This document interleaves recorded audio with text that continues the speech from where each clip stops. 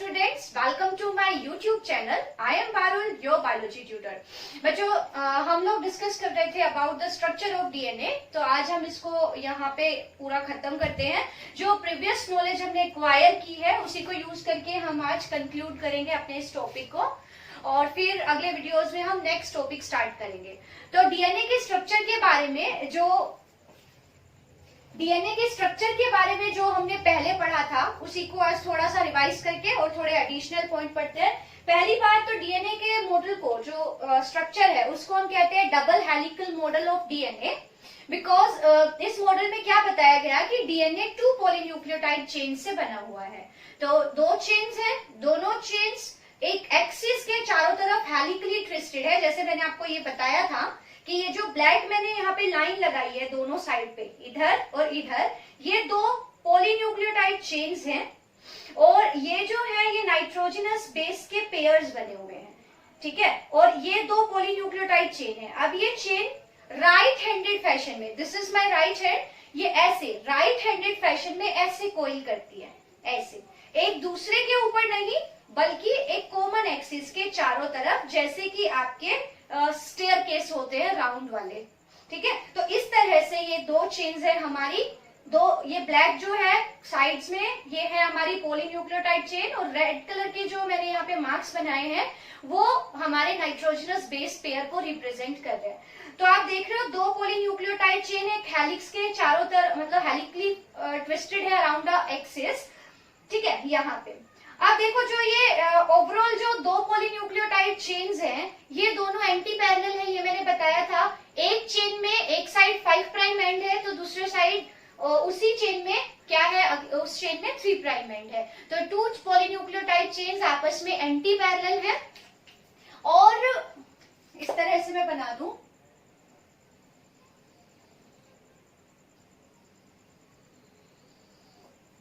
ठीक है। आप इसको समझो जैसे ये डीएनए है हमारा, इतना सुंदर नहीं बना है, आप इससे ले लो इस तरह से, ये हमारा डीएनए है, क्लियर।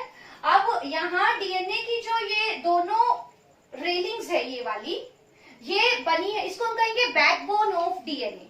ये हमारे डीएनए की बैकबोन है, बैकबोन ऑफ डीएनए। और ये बैकबोन किससे बनी है डीएनए की, ये बनी है ऑल्टरनेटिंग शुगर एंड फॉस्फेट से, ठीक है। ये बताया था, यहाँ शुगर है, फिर शुगर के बाद फॉस्फेट, फिर शुगर, फिर फॉस्फेट, फिर शुगर, फिर फॉस्फेट। तो इस तरह से sugar phosphate sugar phosphate, similarly इस चेन में भी शुगर, फिर फॉस्फेट, फिर शुगर, फॉस्फेट, शुगर, फॉस्फेट। तो ये जो हमारी बैकबोन है डीएनए की, ये ऑल्टरनेटिंग शुगर एंड फॉस्फेट से बनी है। जबकि जो नाइट्रोजनस बेसिस है वो अंदर की साइड है, जैसे बनाया था ना, ये नाइट्रोजनस बेस अंदर की साइड है। तो सपोज यहाँ पे इस शुगर के साथ सपोज ए जुड़ा हुआ है, इस एंड पे एडेनिन जुड़ा हुआ है, तो इस एंड पे इस शुगर के साथ क्या मिलेगा आपको, टी। अगर यहाँ पे सपोज यहाँ इस वाली शुगर पे आपको जी मिलेगा तो इस वाले शुगर पे आपको मिलेगा सी। नेक्स्ट शुगर पे सपोज सी है तो इसके ऑपोजिट आपको मिलेगा जी। अगर यहाँ पे टी है तो इधर आपको मिलेगा ए है तो इधर मिलेगा टी। इसका मतलब जो 2 पॉलीन्यूक्लियोटाइड चेन है, अगर उनमें से एक की सीक्वेंस हमें पता हो, सपोज ये देखो इस चेन का ये 5 प्राइम एंड है तो इस चेन का ये 3 प्राइम एंड है, और फिर ये इसका 3 प्राइम है तो ये दूसरे वाले का 5 प्राइम एंड है। तो आपको क्या याद रखना है अभी, जो डीएनए है, DNA is made of 2 polynucleotide chains where the backbone of DNA is made of alternating sugar and phosphate while the base projects inward. Bases अंदर की तरफ होते हैं, ओके क्योंकि bases are non polar in nature, तो ये अपने आप को एक्वेटिक मीडियम से या वाटर वाले एनवायरनमेंट से दूर रखेंगे, एक्वस मीडियम से, तो वो सब आपके लिए अभी नहीं है कि, तो आपको याद रखना है कि बेसिस अंदर की तरफ है। और एक चेन में सपोज एक चेन में आपको दिया हुआ है sequence A T C G T A T, suppose एक चेन में हमें सीक्वेंस ये पता है, तो दूसरी चेन की सीक्वेंस हम पता कर सकते हैं। जहां एक चेन में ए है तो दूसरी चेन में उसके ऑपोजिट टी आएगा, टी है तो ए, सी है तो जी है तो सी।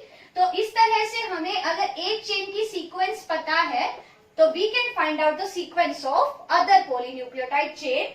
और इस रूल को जहां पे ए के ऑपोजिट हमेशा टी आएगा और जी के ऑपोजिट हमेशा सी आएगा, तो यहाँ पे देखो A is a purine, T is a pyrimidine, similarly G is a purine, C is a pyrimidine. तो अगर एक चेन में प्यूरिन है तो दूसरे में पायरिमिडिन होगा, अगर इधर पायरिमिडिन है तो दूसरे साइड वाली चेन में क्या होगा, प्यूरिन।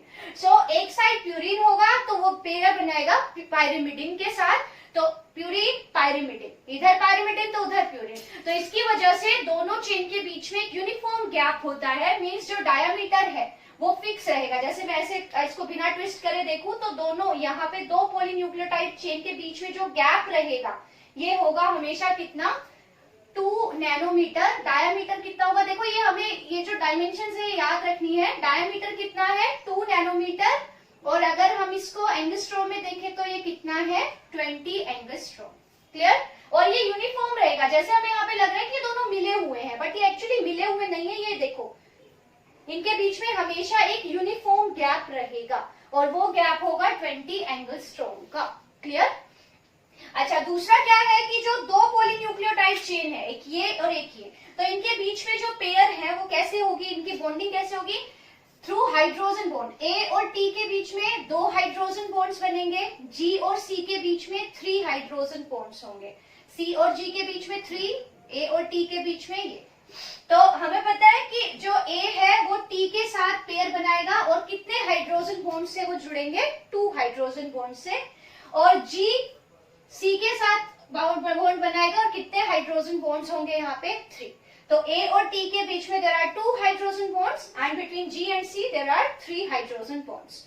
ओके, तो ये है हमारा डीएनए का स्ट्रक्चर। अब देखो जैसे ये दोनों एक पेयर बना गए, ठीक है, इसको हम बोलेंगे 1 बेस पेयर, क्योंकि 2 नाइट्रोजनस मिलके बेसिस मिलके एक पेयर बना रहे हैं। सिमिलरली ये एक दूसरा बेस पेयर बना रहे हैं, ठीक है। तो बेस पेयर, एक बेस पेयर में कितने न्यूक्लियोटाइड्स होंगे, 2, और वो किससे जुड़े होंगे, थ्रू हाइड्रोजन बॉन्ड्स। ओके, सो अगर एक ये वाला जो बेस है, देखो ये वाला बेस पेयर है और इससे नीचे वाला बेस पेयर है, तो इन दोनों के बीच में डिस्टेंस कितनी होगी, गैप कितना होगा, 0.34 नैनोमीटर का, और एंगस्ट्रोम में लिखोगे तो 3.4 एंगस्ट्रोम का। तो याद रखना, 2 नाइट्रोजनस बेस पेयर्स के बीच में कितना गैप होगा, 3.4 एंगस्ट्रोम, और वी कैन से 0.34 नैनोमीटर। ये होगा the gap between 2 nitrogenous base pair. अब एक टर्न की बात करें, देखो जैसे ये वाला स्ट्रैंड यहाँ पे है, मैं इसको यहाँ मार्क कर दूं, ये अब रोटेट होके वापस यहाँ आएगा, यहाँ जैसे ये वाला स्ट्रैंड घूम के और फिर आगे आएगा 360 पे यहाँ, तो यहाँ से या फिर ये लगा लो, ये वाला जो स्ट्रैंड है ये घूम के बैकवर्ड जाके और फिर यहाँ फ्रंट में आएगा। तो यहाँ से यहाँ तक एक टर्न पूरा हुआ, तो एक टर्न को हम बोलेंगे पिच ऑफ डीएनए। ठीक है, एक टर्न जहां कंप्लीट होगा, जहां ये 360 पे घूम जाएगा, तो उसको हम बोलेंगे 1 टर्न और pitch of DNA. So 1 turn, और इसको हम क्या कहेंगे, पिच ऑफ डीएनए हेलिक्स। और ये कितनी होगी, देखो इसमें ना एक टर्न में ऐसे जैसे 1 2 3 4 इस तरह से कितने बेस पेयर्स आएंगे, 1 turn has 10 base pairs, 10 base pairs आएंगे।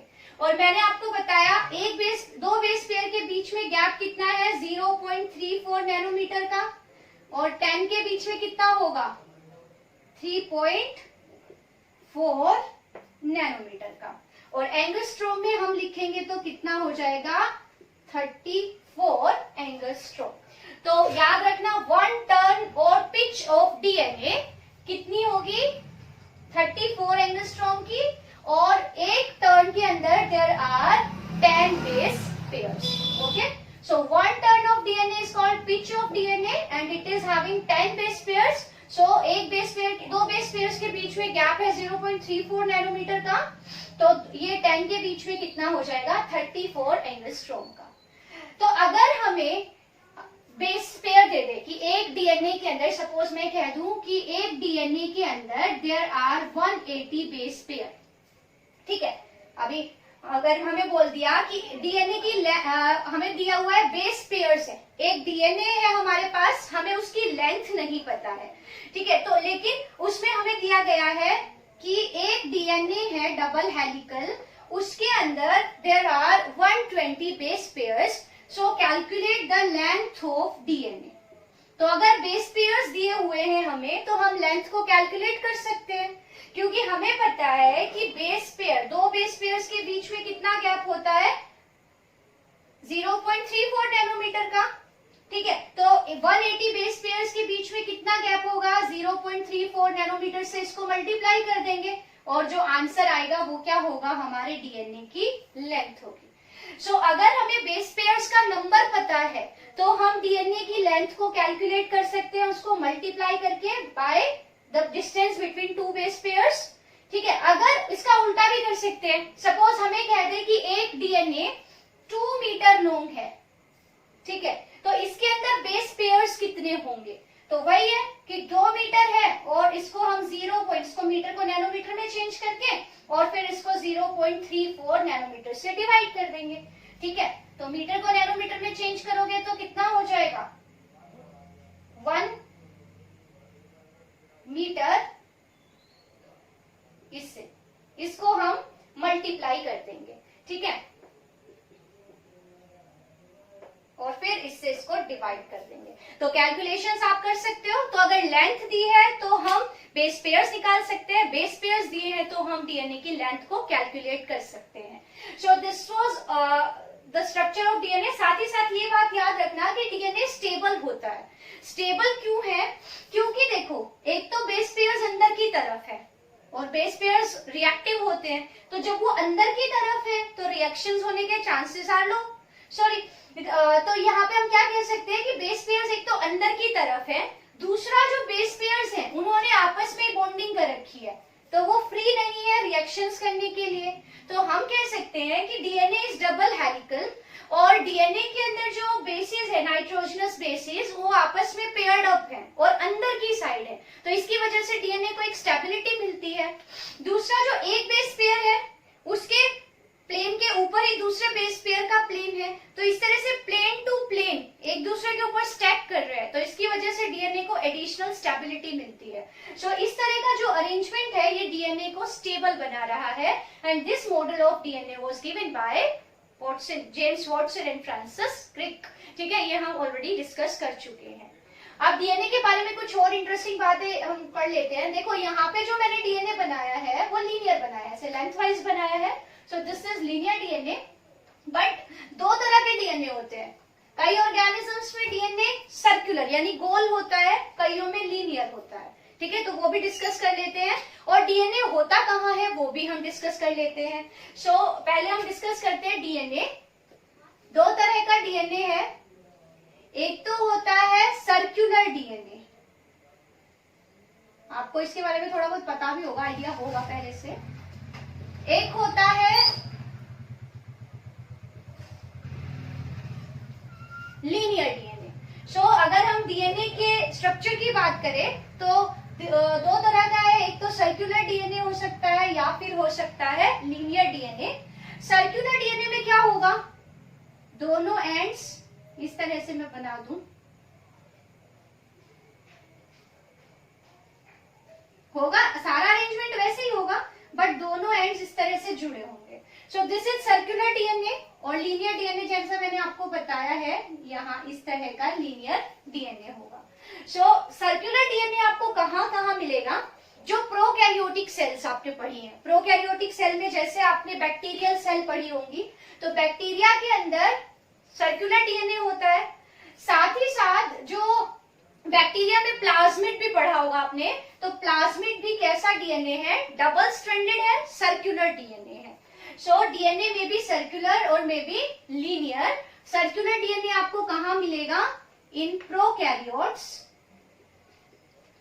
अब प्रोकैरियोट्स में देखो आपने दो तरह के डीएनए पढ़े होंगे, एक तो जो उनका मेन डीएनए है जिसको हम कहते हैं न्यूक्लियोइड, और वी कैन से जीनोपोर और इंसेपिएंट न्यूक्लियस। तो जो उनका मेन क्रोमोसोम है या प्रोक्रोमोसोम भी कह देते हैं, तो जो प्रोकैरियोट्स का डीएनए है वो होगा सर्कुलर। तो एक तो मेन डीएनए होगा जो आपको सेल के अंदर मिलेगा, दूसरा उसके एडिशन में कुछ एक प्रोकैरियोट्स में एडिशनल सर्कुलर डीएनए होता है जिसको हम प्लाज्मिड कहते हैं। सो प्लाज्मिड वाला डीएनए और जो इनका न्यूक्लियोइड वाला डीएनए है प्रोक्रोमोसोम जिसको हम कहते हैं, वो कैसा होगा, सर्कुलर। ठीक है, और साथ ही साथ देखो जो यूकैरियोट्स हैं, सपोज हम अपनी सेल की बात कर रहे हैं, तो हमारे न्यूक्लियस में जो डीएनए होगा वो कैसा होगा, लीनियर। तो इन यूकैरियोट्स आपको कैसा डीएनए मिलेगा, लीनियर डीएनए। और ये डीएनए आपको कहाँ मिलेगा, हमारे न्यूक्लियस के अंदर। ठीक है, तो यूकैरियोट्स के न्यूक्लियस में जो डीएनए है वो लीनियर है। अब आपको एक चीज और भी याद होगी कि यूकैरियोट्स में न्यूक्लियस के अलावा दो एडिशनल ऐसे स्ट्रक्चर्स हैं सेल के अंदर, जैसे माइटोकॉन्ड्रिया एंड प्लास्टिड्स, जिनमें भी डीएनए प्रेजेंट होता है, लेकिन वो डीएनए कैसा होता है, सर्कुलर। तो सर्कुलर डीएनए आपको कहाँ मिलेगा, यूकैरियोट्स का जो माइटोकॉन्ड्रियल डीएनए है, यूकैरियोट्स की जो सेल्स हैं उनमें माइटोकॉन्ड्रिया के अंदर जो डीएनए है वो भी कैसा होगा, सर्कुलर। इसके अलावा जो क्लोरोप्लास्टिडियल डीएनए है, जो प्लास्टिड वाला डीएनए है, प्लास्टिडियल डीएनए, वो भी कैसा होगा, सर्कुलर। तो याद रखना, सर्कुलर डीएनए आपको कहाँ मिलेगा, प्रोकैरियोट्स में। जो उनका मेन डीएनए है जिसको उनके कैरेक्टर्स को रेगुलेट करने वाला मेन जो है वो न्यूक्लियोइड या प्रोक्रोमोसोम हम उसे कह रहे हैं, तो वो वाला डीएनए भी सर्कुलर होगा। साथ ही साथ उनके अंदर जो प्लाज्मिड वाला डीएनए है that is also circular. And along with the prokaryotic DNA, जो यूकैरियोट्स की कुछ ऑर्गेनल है सेल्स के, जैसे माइटोकॉन्ड्रिया के अंदर जो डीएनए है और क्लोरोप्लास्ट के अंदर जो डीएनए है वो भी कैसा होता है, सर्कुलर। और जो यूकैरियोट्स हैं उनमें डीएनए कहाँ होगा, न्यूक्लियर डीएनए में भी सर्कुलर और लीनियर। अब आपको दो टर्म्स और मिलेंगी, एक है डीएनए इज नेकेड। आपने ऐसे सुना होगा कि naked DNA and DNA associated with histone. तो यहाँ पे नेकेड डीएनए क्या हो गया है,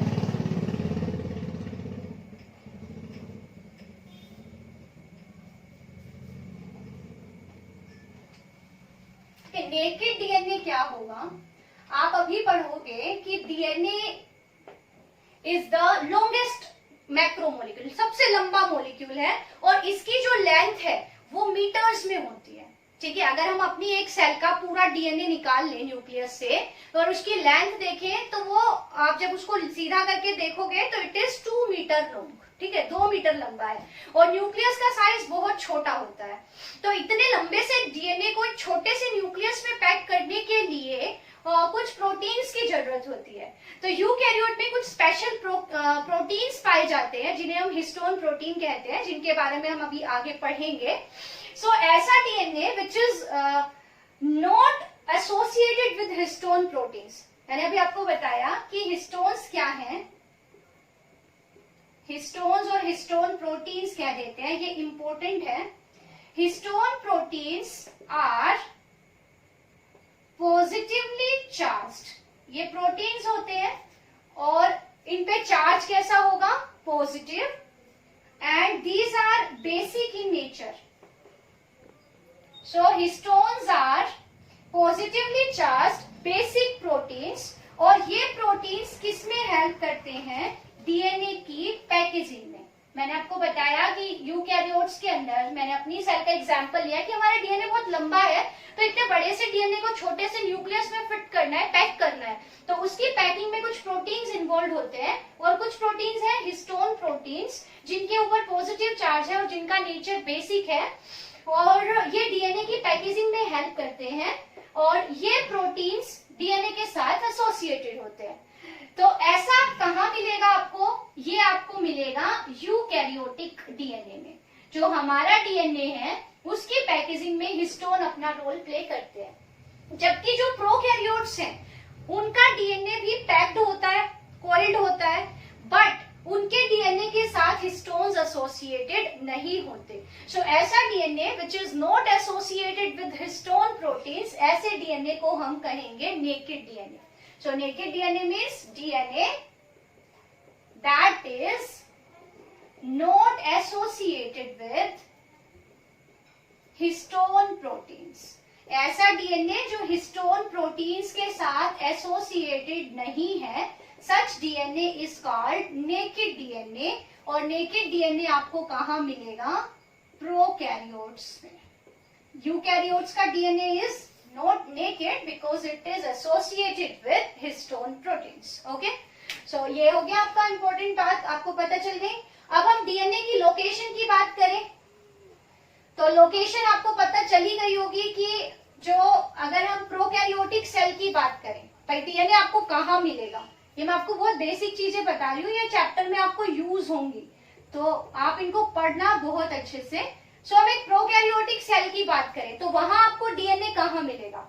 सो एज यू ऑल नो कि प्रोकैरियोटिक सेल के अंदर there is not well defined nucleus. Well defined nucleus तो है नहीं, तो उनका डीएनए साइटोप्लाज्म के अंदर ही मिलेगा, लेकिन पूरे साइटोप्लाज्म में फैला हुआ नहीं मिलेगा। जैसे ये सेल है, ये प्रोकैरियोटिक सेल है, सपोज एक बैक्टीरिया की सेल है, तो इसके अंदर डीएनए आपको मिलेगा नो डाउट, बट वो डीएनए आपको न्यूक्लियस के अंदर ना मिलके साइटोप्लाज्म में ही मिलेगा और ऐसे कोल्ड फॉर्म में मिलेगा। ठीक है, सो ये वाला जो डीएनए वाला पोर्शन है इसको हम क्या कहेंगे? Nucleoid. And in addition to this DNA, there may be a double-stranded circular DNA in some bacteria, इस तरह से, और इसको हम क्या कह रहे हैं? प्लाज्मिड। तो यहाँ पे आपको जो डीएनए मिल रहा है वो न्यूक्लियोइड में और प्लाज्मिड में मिल रहा है। क्लियर? और जब हम एक यूकैरियोटिक सेल की बात करें, ठीक है, अगर हम यूकैरियोटिक सेल की बात करें तो यूकैरियोटिक सेल में आपको डीएनए कहाँ मिलेगा? तो जैसे ये यूकैरियोटिक सेल है, यूकैरियोटिक सेल में आपको एक न्यूक्लियस मिलेगा जिसके बाहर दो कवरिंग होगी और इसके अंदर आपको क्या मिलेगा? अपना ये डीएनए मिलेगा। सो एक तो हमारा न्यूक्लियर डीएनए हो गया। इसके अलावा जैसे ये माइटोकॉन्ड्रिया है, तो माइटोकॉन्ड्रिया के अंदर भी आपको सर्कुलर डीएनए मिलेगा ऐसे, दिस इज माइटोकॉन्ड्रियल डीएनए। और अगर ये प्लांट सेल है तो प्लांट सेल में आपको पता है देयर इज क्लोरोप्लास्ट, ये क्लोरोप्लास्ट है और क्लोरोप्लास्ट के अंदर भी आपको क्या मिलेगा? DNA, and this DNA is also circular और इसको हम बोलते हैं क्लोरोप्लास्टिडियल डीएनए। इसको शॉर्ट फॉर्म में ctDNA लिख देते हैं, क्लोरोप्लास्टिडियल डीएनए। सो लोकेशन की बात करें तो DNA in prokaryotic cell is found in nucleoid and in plasmid, जबकि यूकैरियोटिक सेल में एक तो ऑर्गेनल डीएनए होगा जो ऑर्गेनल से मिलेगा माइटोकॉन्ड्रिया एंड क्लोरोप्लास्ट में, एंड जो मेन डीएनए रहेगा वो न्यूक्लियस में रहेगा। तो हमारा जो आगे का डिस्कशन रहेगा वो न्यूक्लियर डीएनए के ऊपर रहेगा। ठीक है, न्यूक्लियस वाले डीएनए को हम पढ़ेंगे।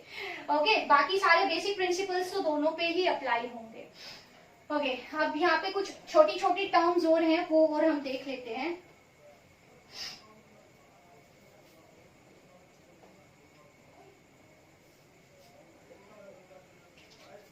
आगे क्या है, मैंने आपको भी बताया कि डीएनए के अंदर ऐसे दो स्ट्रैंड्स होते हैं और ये हाइड्रोजन बॉन्ड के थ्रू आपस में जुड़े हुए होते हैं। ये हाइड्रोजन बॉन्ड्स हैं और हाइड्रोजन बॉन्ड्स तो वीक होते हैं नेचर में।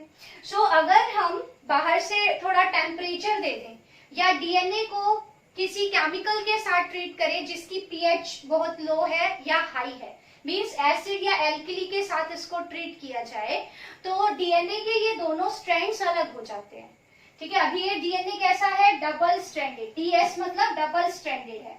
ये डीएनए अभी डबल स्ट्रैंडेड है, बट अगर मैं इस डीएनए को हीट कर दूं, सपोज मैं इस डीएनए को 80 to 90 डिग्री हीट कर रही हूँ, इतने टेम्परेचर पे मैंने इसको हीट किया। अब हीट करने से क्या होगा? ये हाइड्रोजन बॉन्ड्स टूट जाएंगे और टूटने से क्या होगा? डीएनए के दोनों स्ट्रैंड्स अलग अलग हो जाएंगे क्योंकि ये दोनों स्ट्रैंड्स एक दूसरे से जुड़े हुए थे हाइड्रोजन बॉन्ड के थ्रू। अब जब ये हाइड्रोजन बॉन्ड ही टूट गए तो डीएनए के ये दोनों स्ट्रैंड्स एक दूसरे से अलग हो जाएंगे। ऐसा ही होता अगर हम इसको हाई पीएच और लो पीएच पे रख देते डीएनए को। सो डीएनए का जो स्ट्रक्चर है अगर हमें उसे डिस्ट्रॉय करना है तो हम या तो डीएनए को हीट कर सकते हैं या उसको हम हाई पीएच और लो पीएच वाले केमिकल के साथ ट्रीट कर सकते हैं।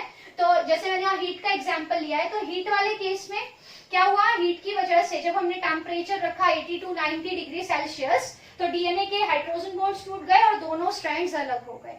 ये डीएनए के डबल स्ट्रैंडेड डीएनए अब किसमें चेंज हो गया, सिंगल स्ट्रैंडेड डीएनए में। ये एक स्ट्रैंड बन गया और ये दूसरा स्ट्रैंड बन गया।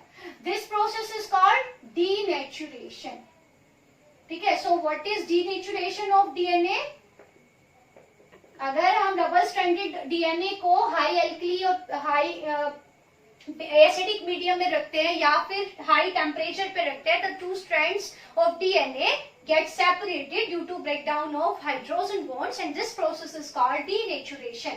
और अगर ये टेम्परेचर की वजह से हुआ है तो इस केस में हम इसको क्या बोल देते हैं, मेल्टिंग ऑफ डीएनए। ठीक है, तो मेल्टिंग वर्ड हम जनरली तभी यूज करेंगे जब हम टेम्परेचर की वजह से दोनों स्ट्रैंड्स को अलग कर रहे हैं, और डीनेचुरेशन हम सिंपल लैंग्वेज में यूज करेंगे जब भी दोनों स्ट्रैंड्स अलग हुए हैं। तो ये जो प्रोसेस है इसको हमने कह दिया डीनेचुरेशन। अब देखो सपोज यहाँ पे A है तो यहाँ पे T होगा, यहाँ पे C है तो यहाँ पे G होगा, है ना। तो ये दोनों स्ट्रैंड वापस से एक दूसरे के क्लोज आने की कोशिश करेंगे और दोबारा से हाइड्रोजन बॉन्ड बनाने की कोशिश करेंगे, बट क्योंकि अभी तो टेम्परेचर हाई है तो अभी तो बॉन्ड बनेंगे नहीं। तो अगर हम इस डीएनए को, ये सिंगल स्ट्रैंडेड डीएनए को वापस लो टेम्परेचर पे, जैसे मैंने इसको 72 डिग्री से भी कम टेम्परेचर पे रख दिया है 72 पे, तो दोनों स्ट्रैंड्स वापस से हाइड्रोजन बॉन्ड बना लेंगे और रीएसोसिएट हो जाएंगे। तो ये इसका ऑपोजिट हुआ डीनेचुरेशन का, इसको हम क्या बोलेंगे, रीनेचुरेशन ऑफ डीएनए। तो रीनेचुरेशन के लिए हमें टेम्परेचर लो करना पड़ेगा। सो this process is called denaturation and this is called renaturation. अब देखो मैंने आपको बताया कि A और T के बीच में सिर्फ 2 हाइड्रोजन बॉन्ड है और G और C के बीच में 3 हाइड्रोजन बॉन्ड है। तो ऐसा एरिया जहां A और T वाले पेयर ज्यादा होंगे वो जल्दी से अलग हो जाएंगे, और G और C वाले जो जहां ज्यादा होंगे, क्योंकि 3 हाइड्रोजन बॉन्ड को तोड़ने के लिए ज्यादा एनर्जी चाहिएगी और 2 को कम। सो डीएनए का वो रीजन जिसमें GC पेयर ज्यादा होते हैं, वो उसका जो मेल्टिंग पॉइंट होगा वो हाई होगा, मीन्स उसको ज्यादा गर्म करना पड़ेगा, हीट देनी पड़ेगी। और AT वाला जल्दी से अलग हो जाएगा क्योंकि यहाँ पे क्या है, सिर्फ 2 हाइड्रोजन बॉन्ड्स है। तो याद रखना GC वाला रीजन हाई मेल्टिंग एरिया है और ये वाला लो मेल्टिंग एरिया है। और ये प्रोसेस है डीनेचुरेशन एंड रीनेचुरेशन। क्लियर इतना? सो ये डबल स्ट्रैंडेड डीएनए बन गया सिंगल स्ट्रैंडेड। अब थोड़ा सा और डिस्कस कर लेते हैं कि डीएनए के ऊपर चार्ज और उसका नेचर कैसा है। तो डीएनए पे चार्ज की अगर हम बात करें तो डीएनए पे चार्ज, देखो अगर मैं फॉस्फेट ग्रुप ना लगाऊं, सिर्फ मैं न्यूक्लियोसाइड की बात करूं, तो न्यूक्लियोसाइड एसिडिक कैसे होंगे, बेसिक होंगे। अगर न्यूक्लियोसाइड की बात करूं मैं तो वो बेसिक होंगे क्योंकि उनपे नाइट्रोजन है ना, nitrogen can donate its electron, so वो बेसिक हो गए। बट जब फॉस्फेट ग्रुप ऐड हो गया और फॉस्फेट ग्रुप फॉस्फोरिक एसिड, तो इसका पता ही चल रहा है कि डीएनए कैसा है, एसिडिक है नेचर में। तो डीएनए का नेचर तो कैसा होगा, एसिडिक, और डीएनए पे चार्ज कैसा होगा, नेगेटिव। और ये नेगेटिव चार्ज किसकी वजह से होगा, आपको पता है फॉस्फेट ग्रुप है और फॉस्फेट ग्रुप पे कैसा चार्ज है, ओवरऑल नेगेटिव। तो फॉस्फेट ग्रुप के प्रेजेंट होने की वजह से जो डीएनए है दैट इज नेगेटिवली चार्ज्ड। ठीक है, तो याद रखना DNA is acidic in nature and it is having negative charge. और नेगेटिव चार्ज कौन प्रोवाइड कर रहा है, उसको फॉस्फेट ग्रुप प्रोवाइड कर रहा है। अगला जो हमारा टॉपिक रहेगा वो रहेगा अबाउट द क्या रहेगा बताओ, पैकेजिंग ऑफ डीएनए। बट उससे पहले एक छोटी सी टर्म और है, ठीक है, उसको डिस्कस कर लेते हैं, जो कि आपसे पूछ ली जाती है एग्जाम में, और वो छोटी सी ही है, जिसको हम कहते हैं central dogma of molecular biology. बहुत ही इंपॉर्टेंट है और बहुत ही इजी है। सो central dogma of molecular biology. ठीक है, सबसे पहली बात तो ये है क्या, और ये फिनोमेना दिया किसने, ये टर्म दी किसने। So this was given by, central dogma of molecular biology was given by Francis Crick. याद रखना ये आता है एक नंबर में। Who give central dogma of molecular biology, so it was given by Francis Crick. ठीक है, ये क्या कहता है, अभी तो हमें पता है DNA is the genetic material, सारी जो इन्फॉर्मेशन है वो डीएनए के अंदर ही है। सेल के अंदर कब कौन सा प्रोटीन बनेगा, कितने रेट पे बनेगा, वो सब चीजें डीएनए के अंदर ही प्रेजेंट है। सो अगर हम डीएनए से देखें, हमें डीएनए से प्रोटीन बनाने हैं, सो जो प्रोटीन बनाने की सारी इंफॉर्मेशन है इट इज मिलकर डीएनए के मॉडल को दिया था। And what is the central dogma, देखो flow of information. Suppose DNA है, आपको पता है डीएनए के अंदर सारी इंफॉर्मेशन स्टोर्ड है कोड्स की फॉर्म में, and these codes are nothing but the sequence of the nucleotides or the sequence of nitrogenous bases. आपको पता है there are 4 nitrogenous bases A, T, C and G. अब ये जो पूरा डीएनए इन्हीं सीक्वेंसेस से बना है, तो एक सीक्वेंस होगी, वो सीक्वेंस आगे डिसाइड करेगी कि प्रोटीन का स्ट्रक्चर क्या होगा। सो ये जो इंफॉर्मेशन है डीएनए से डायरेक्ट प्रोटीन के पास ना जाके ये इंफॉर्मेशन पहले जाएगी आरएनए के पास। जैसे मैं आपको बना के दिखाऊं, दिस इज अ सेल, ये एक यूकैरियोटिक सेल मैंने बना दी, यहाँ पे मैंने बना दिया बीच में इसका न्यूक्लियस, ये न्यूक्लियस है, ठीक है, और डीएनए, यहाँ पे डीएनए प्रेजेंट है, ये हमने बना दिया डीएनए। अब डीएनए के पास इंफॉर्मेशन है for the formation of protein. अब देखो डीएनए के जो पार्ट्स हैं, सेगमेंट्स हैं, जैसे ये हमारा डीएनए है, तो ये जो सीक्वेंस, ये डीएनए है, ठीक है, इसका सपोज इतना सा पार्ट ये है जीन 1, और ये बना रहा, ये इसके पास इंफॉर्मेशन है प्रोटीन बनाने की। इतना जो नेक्स्ट वाला पार्ट है, इतना ये जीन 2 है, और इसके पास इंफॉर्मेशन है दूसरा प्रोटीन बनाने की, मीन्स प्रोटीन 2। इतना जो पार्ट है इट इज जीन 3, और इसके पास फॉर्मेशन है, फॉर्मेशन के लिए इंफॉर्मेशन है for the formation of protein 3। तो इस तरह से जो डीएनए है उसके ऊपर डिफरेंट टाइप्स के जीन्स प्रेजेंट है जो डिफरेंट टाइप्स के प्रोटीन्स के लिए कोड करते हैं। अब हमारा जो डीएनए है वो डीएनए तो प्रेजेंट है कहाँ, न्यूक्लियस में, और जो प्रोटीन फैक्ट्री है जिसको आप राइबोसोम कहते हो, जो आपने पढ़े होंगे सब, ये राइबोसोम है, ठीक है, ये राइबोसोम है, ये राइबोसोम प्रेजेंट है हमारे कहाँ, साइटोप्लाज्म में। मैंने एक राइबोसोम बनाया है, तो इस तरह से बहुत सारे राइबोसोम्स हमारे साइटोप्लाज्म में है।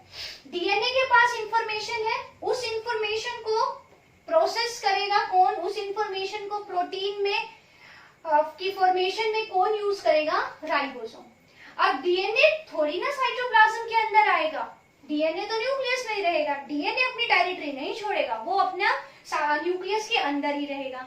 फिर अब ये फ्लो कैसे हो इंफॉर्मेशन का, सो डीएनए क्या करता है, वो अपनी इंफॉर्मेशन को एक और कोडेड फॉर्म में चेंज करता है, और अब ये बनाता है एक सिंगल स्ट्रैंड जिसको हम कहते हैं mRNA।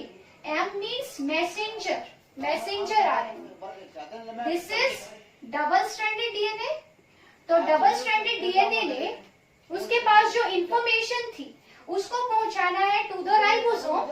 तो इस प्रोसेस के लिए उसने क्या किया, पहले डीएनए से बना दिया mRNA and the formation of RNA from DNA. ये प्रोसेस का नाम है ट्रांसक्रिप्शन, ठीक है। तो डीएनए से आरएनए बनना, दिस इज ट्रांसक्रिप्शन। और जब ये आरएनए बन गया, ये आरएनए बन गया, दिस इज मैसेंजर आरएनए, जो इस मैसेज को, मैसेंजर जैसे आपका व्हाट्सएप और फेसबुक मैसेंजर है जिससे आप अपने मैसेज को दूसरों तक कन्वे कर सकते हो, सिमिलरली डीएनए को अपना मैसेज राइबोसोम्स के पास पहुंचाना है, तो उसने अपना एक मैसेंजर बना दिया जिसको हम mRNA कह रहे हैं। This mRNA is then processed and transported to the cytoplasm. ये साइटोप्लाज्म में पहुंच गया। अब ये आरएनए mRNA की जो इंफॉर्मेशन है वो यूज करेगा राइबोसोम, और इस mRNA से और प्रोटीन की फॉर्मेशन होगी। और प्रोटीन किससे बने होते हैं, अमाइनो एसिड से। सो अमाइनो एसिड्स आपस में जुड़ के will form protein. So DNA से बन गया mRNA, और mRNA से राइबोसोम से बना दिए proteins. And the process of formation of proteins from this mRNA, ये प्रोसेस कहलाएगी क्या, translation.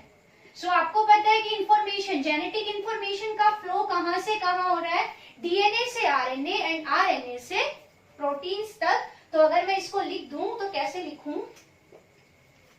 So flow of information from DNA to mRNA, और फिर एमआरएनए से ये इंफॉर्मेशन कहाँ यूज हुई? For the synthesis of protein. ठीक है, ये पहले वाली प्रोसेस है ट्रांसक्रिप्शन, और दूसरे वाली जो प्रोसेस है इट इज ट्रांसलेशन। और डीएनए से डीएनए भी बनता है, डीएनए अपनी कॉपी भी बनाता है, it will be discussed in further lectures. इस प्रोसेस को हम कहते हैं रेप्लिकेशन।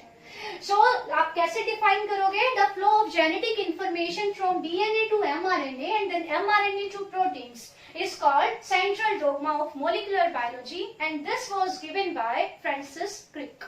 Okay, अब आपको पता है most of the organisms are having DNA as its genetic material, but exceptions are always there.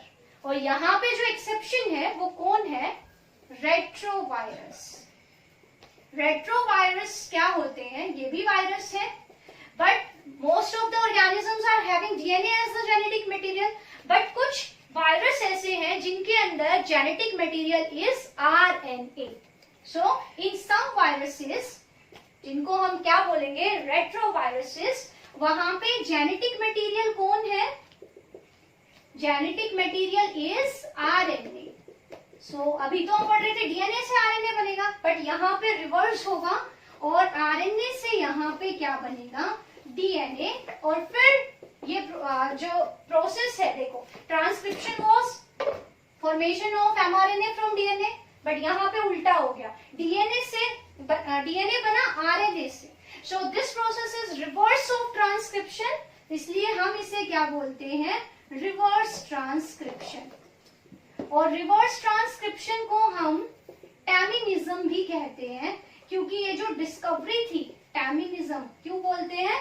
क्योंकि साइंटिस्ट था जिसका नाम है टैमिन एंड बाल्टीमोर साथ में, तो उन्होंने रिवर्स ट्रांसक्रिप्शन देखा था कुछ बैक्टीरिया के अंदर, तो टैमिन साइंटिस्ट के नाम पे इस प्रोसेस को हम टैमिनिज्म भी कहते हैं। So teminism is nothing but the reverse transcription, means formation of DNA from RNA. So this is teminism और reverse transcription, and this process is present in some retroviruses। और यहाँ पे जो एंजाइम यूज होगा वो एंजाइम कौन सा use होगा? Reverse transcriptase. रिवर्स ट्रांसक्रिप्शन के लिए the enzyme responsible is reverse transcriptase. तो ये जो रेट्रोवायरस है इनके पास आरएनए भी है और अपना खुद का ये एंजाइम भी है, और इस एंजाइम की हेल्प से ये आरएनए से डीएनए बनाते हैं। So this process is reverse transcription और teminism. Okay, this was all about lecture, today's lecture. आगे की जो वीडियोस हैं उनमें फर्दर डिटेल्स हम पढ़ेंगे। So stay tuned, have a nice day.